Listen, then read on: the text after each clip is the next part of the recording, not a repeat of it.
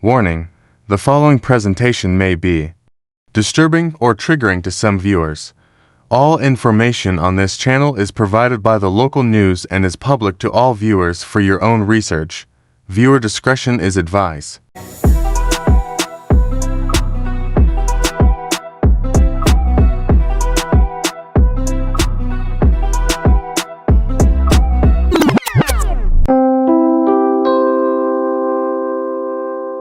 Wagwan, everybody. Welcome to our next episode of Talk the Things podcast.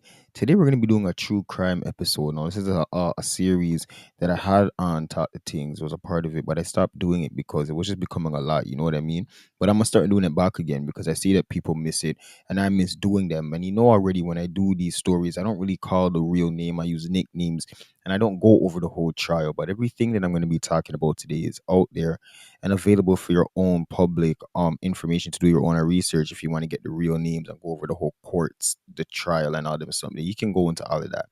I'm just going to be talking about the war because this gets crazy. It's a crazy story and it even involves Babylon. Police was working with to, like, bro, wait till we get into all of this because it's crazy. But it's called the Toronto's Deadliest Asian Gang War because it's all Asian people that are involved with this. I don't know if they're Chinese, I don't know what they are, but they're Asian people. I want to break down the two sides of this so that you guys can understand when I go through the story where I'm talking about, where the people are from and what it is. So the Asian assassins, those and the Project Original are from the Alexandra Park area. Now that's like downtown. I believe it's around Chinatown because I see some Chinese riding around them area. So those two people are in alliance. Now there's Chin Pak and Sick Tugs. The Asian Assassin and Project Original don't agree with the Chin Pak and the Sick Tugs. Now the whole beef with the Chin Pak versus the Asian Assassin war, it resulted in over 11 murder and bare gunshot that was going throughout. I think they said from 2011 to 2018. So that's 7 years this war lasted for. But I want to go into how it began. So in 2011, a fist fight broke out between two members, and one of them was of the Chin Pak and the Project Original. Now remember, the Chin Pak and the Project Original people don't agree with each other. And it was a fist fight that they had at the Down jail. And you know that jail that's downtown. So it made an issue because of them, because like I said, those two people don't agree. And it just started a whole thing now. And there was multiple fights after this, they say. Can't be too sure, but they said there was a fight that happened after that first fight that made on November 11th. We're going to call this person QC. He was an alleged member of the Project Original, and he was shot and killed near Kensington Market just 1 week after the second fight happened. Remember, I said there was a first fight that kind of started the war. There was a second fight in jail, and then after the second fight, just about a week after at Kensington Market, QC, who was an alleged member of the Project Original, we can't be too sure. Remember, this is just all information they have out there, was shot and killed. Now, this is when the whole bunch of killings started. So now we're going to move on a little bit up to Christmas Day of 2012 when a person we're going to be calling DL was a former member of the Chin Pak, allegedly, and he was shot 14 times putting gifts in his car outside of his parents' home in Scarborough, but he ended up surviving this. Now, a little bit after, on January 1st, 2013, an alleged Chin Pak member that we're going to call JP was at a club, and it was downtown. It was called Government. It was spelled with a U, though. Not spelled the real way, but I'm believing it was pronounced Government. And he was shot multiple times also, but he also survived. Now, on February 24th, not too long after the incident that we just talked about, a person that we're going to call TY, he was an alleged member of the Chin Pak, and he was shot and killed at Vivi or VV. That's a nightclub in North York. I don't know how it's pronounced. It's just VYVY. But you guys can see, if you're looking at the patterns of which side it is of people that were getting shot at and was getting killed.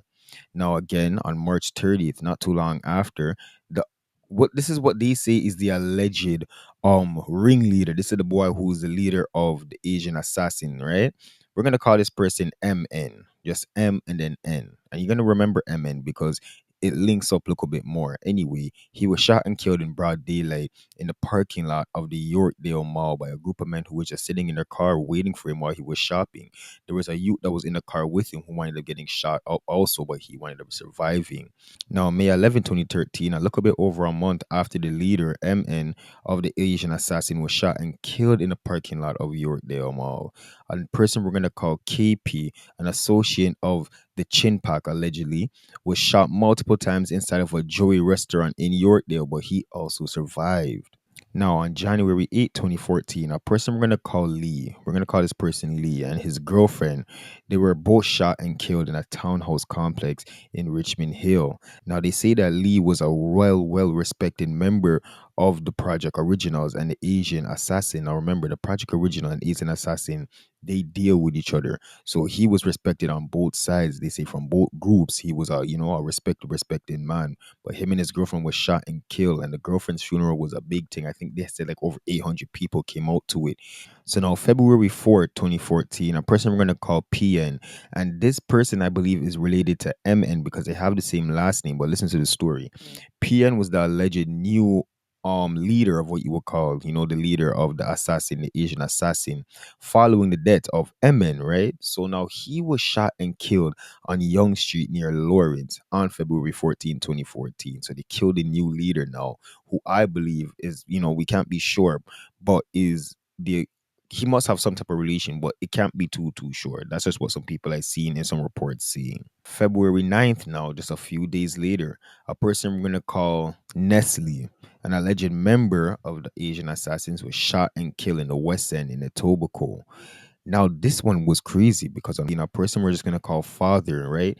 He was a father of an alleged Chin Pack member, and then he was shot and killed execution style when answering his front door. So they don't even think that he was involved with anything. He just answered his door and they said that they killed the man execution style.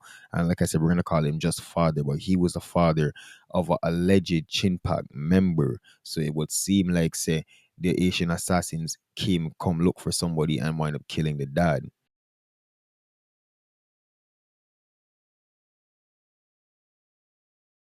Now it gets crazier because on November 3rd, 2014, remember JP that we were talking about earlier in 2011?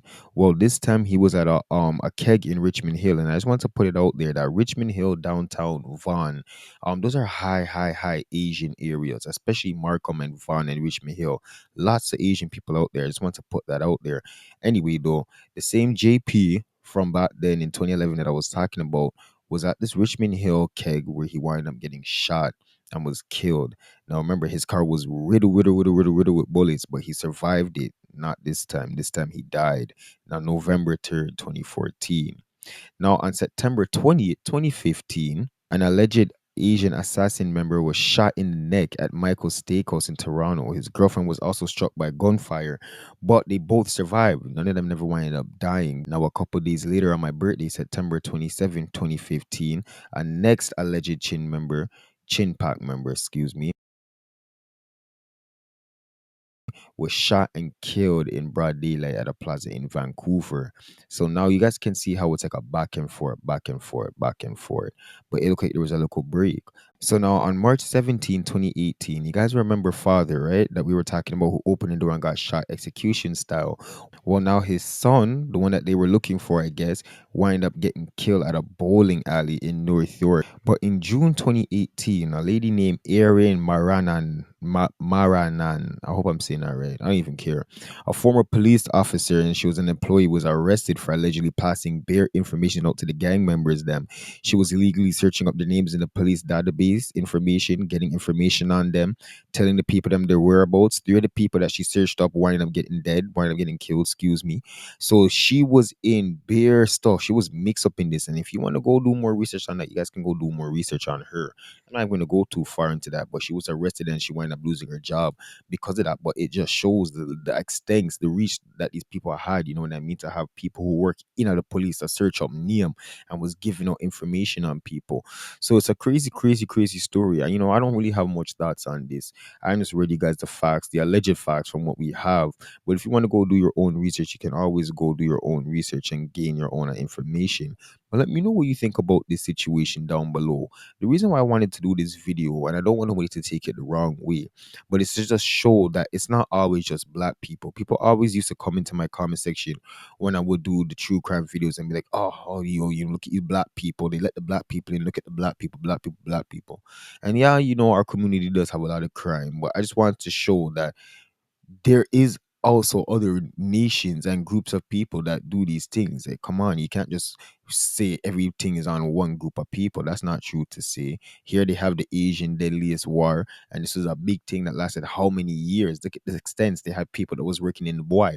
Now there's a whole bunch of stuff that we don't even know about now that is going on. And I don't think that nobody should talk about nobody's crime because, bro, at the end of the day, everybody look like they do local crime. So it's just like, I just want to put this out here to show it's not just black people. So all those people that come in my comment section saying that fucking stupidness, let go of them dumb talks. It sounds so dumb, bro. The original gangster them were like Italian people. They were white people. They weren't even considered white people by white people, but they were still white people. But they were doing beer things in the 40s and the 20s and the 30s. Bro, it goes deep and it goes long. But you guys let me know what you think about this episode. And we will talk next time on Talk the Things podcast. Yeah, I'm a pretty little Barbie. Got the body of a goddess. Woman, you wear your